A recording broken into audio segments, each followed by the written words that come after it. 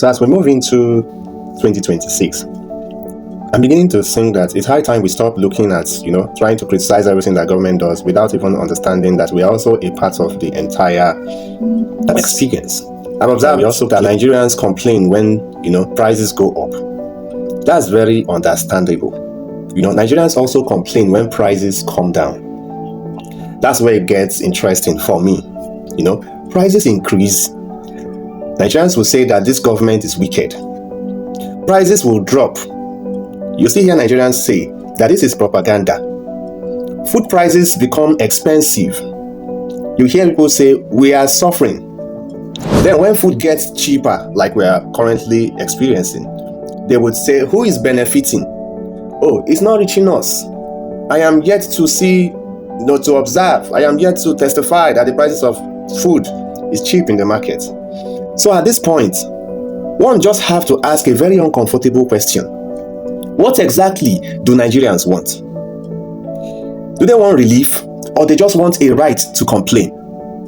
Because increasingly it looks like the complaint itself has become the goal.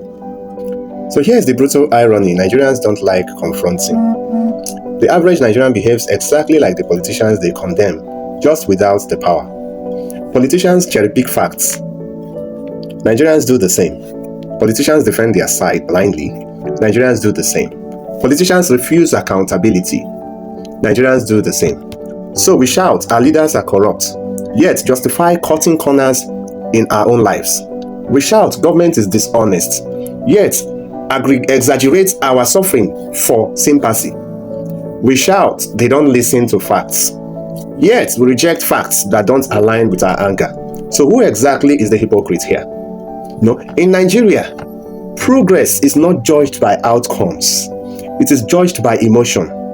If it doesn't feel good immediately, it must be fake. If it doesn't benefit me personally, it must be a scam. If it comes from someone I already dislike, it must be evil. Even when numbers improve, the response is statistics don't buy food. But when food prices reduce, the response becomes this reduction is not real. So again, what exactly would satisfy us? When evidence becomes the enemy, one of Nigeria's strangest threats is this: we demand evidence, then attack it when it appears. We show Nigerians charts, manipulated, we claim.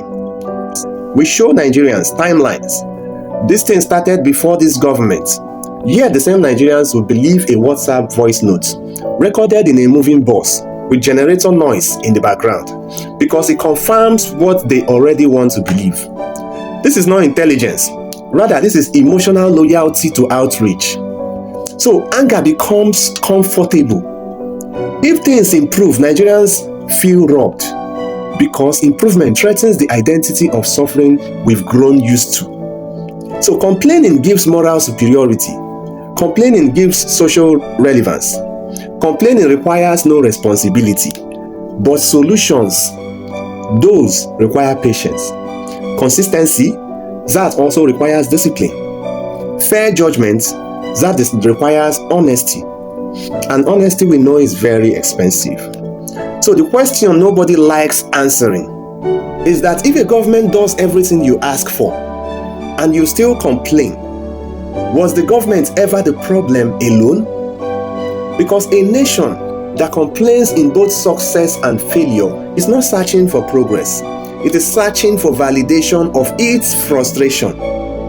So this is not a defense of politicians. This is not a denial of hardship. This is not an argument that everything is perfect. This is simply a reminder that you cannot build a functional society with a population emotionally invested in perpetual dissatisfaction. So until Nigerians learn to criticize fairly, acknowledge incremental process or progress, and separate skepticism from sabotage, no leader, good or bad, will ever satisfy them. And perhaps the most uncomfortable truth of all is this: that Nigerians are not just governed by hypocrites. We are governed by a culture of hypocrisy. The hypocrisy we actively participate in. That realization hurts.